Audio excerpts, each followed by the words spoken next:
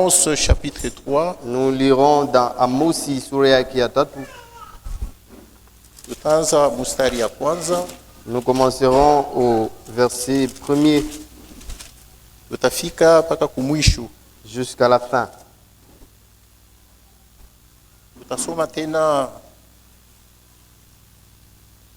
Puis nous lirons Abdias, mon Abdias chapitre 1, sura yake ya kwanza verset 1 à 3.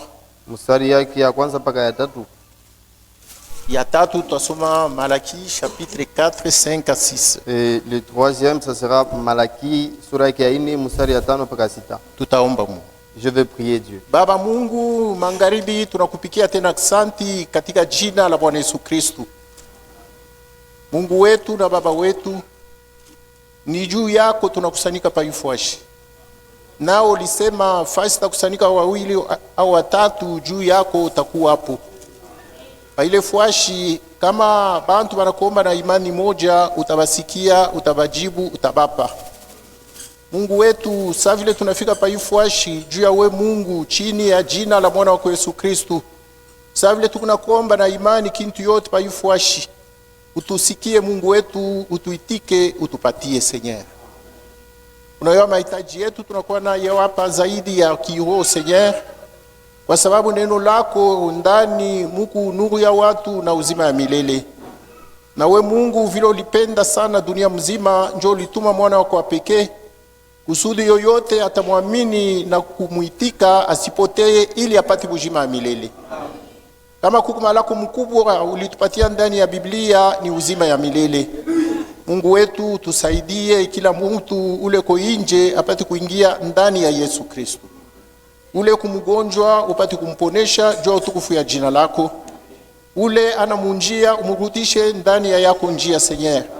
Ule ana na masikio ya kiroho umpatie masikio, kwa sababu neno lako nasema ni kwa mwenye eko na masikio atasikie ile roho eko nasema. Uturumie shebote makosa yote tunakuwa nayo mpresensi yako. Tukubantu wo kumungu, tukubiumbe wo kumuumbaji, tukubakupotea wo kumokozi. Upate kutukumbuka, utubariki kunjia neno lako. Sifa irudi kwako katika jina la Yesu Kristo naomba. Amen. Amen. Amos chapitre 3. Amosi sura yake ya 3 Le verset premier. mstari wa kwanza. Écoutez cette parole que l'Éternel prononce contre vous, enfants d'Israël. Musikie maneno wa milele anamipatia batoto wa Israeli. Contre toute la famille que j'ai fait monter du pays d'Égypte. Juu ya jamaa yote ile nilitosha nje ya Misri.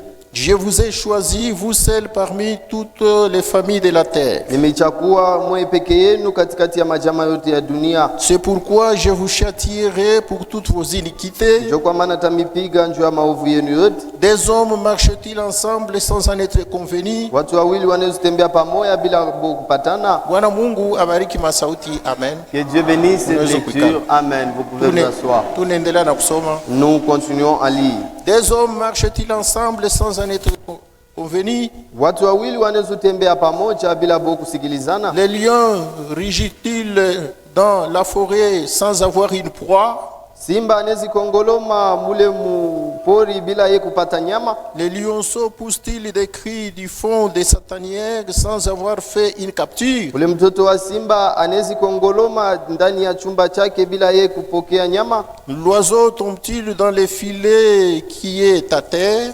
Ule ndeke anezi kubambikwa mwile makila iko pa budongo sans qu'il y ait un piège? bila pakwe mteko. Les filets se lèvent-ils de terre sans qu'il y ait rien de pris? Ile makila banezi kuitosha pa bulongo bila ipate kubamba kintu? Sonne-t-on de la trompette dans une ville sans que le peuple soit dans l'épouvante? Tunezi kupika parapanda mumuji bila taifa ipate kuwa na boka? Arrive-t-il les malheurs dans une ville sans que l'Éternel en soit l'auteur? Kunezi kuya ole mumuji moya bila wa milele akwe mwenye ile ole? Car le Seigneur l'Éternel ne fait rien sans avoir révélé son secret à ses serviteurs les prophètes. Maana Bwana wa milele afanyake kintu chochote bila kufunua masiri yake kubatumishi yake banabii. Les lions rugissent, qui ne serait effrayé? Kama simba na ongoloma nani ashezi kuongopa?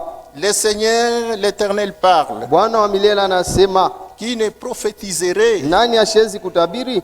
Nous parlons puisque Dieu a parlé. Tuku nasema nju Mungu alisema. Nous prophétisons puisque Dieu a parlé. Tuku natabiri nju Bwana Mungu alisema. Amen. Je vois la Bible dit que Ndio kwa maana Biblia nasema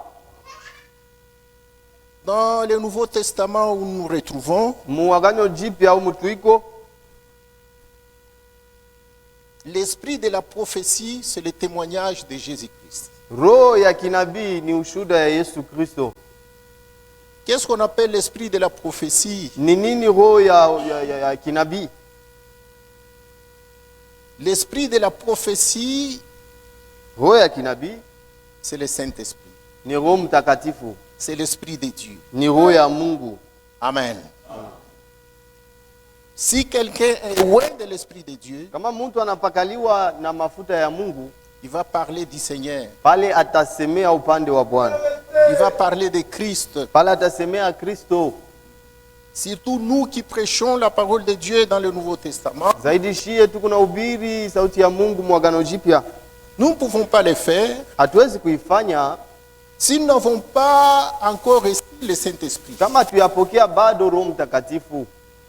Personne ne peut aller prêcher la parole du Seigneur Hakuna ule anawezi kwenda kuhubiri neno ya Bwana s'il n'a pas encore fait l'expérience du baptême du Saint-Esprit dans sa vie. mbele ya yeye kufanya onjo ya Roho Mtakatifu maisha yake. Et quiconque qui reçoit le Saint-Esprit, Na yoyote atapokea Roho Mtakatifu, il reçoit l'Esprit de Dieu qui est l'Esprit de Christ. eko napokea ni roho ya Mungu ile inakuya tena roho ya Kristo. Maintenant, quand vous recevez l'Esprit de Christ, Sasa mkipokea roho ya Kristo, vous recevez l'Esprit de prophétiser. munapokea roho ya kinabii. Vous vous rappellerez que Mutakumbuka kusema dans les 9 dons du Saint-Esprit, katikati ya mazawadi 9 ya Roho Mtakatifu il y a les dons de prophétie. peko na zawadi ya kutabiri. Tous les dons, ce sont les dons de Christ. Mazawadi yote ni ya Kristo. Même celui qui parle en langue. Hata ule kona sema kwa lugha. Amen.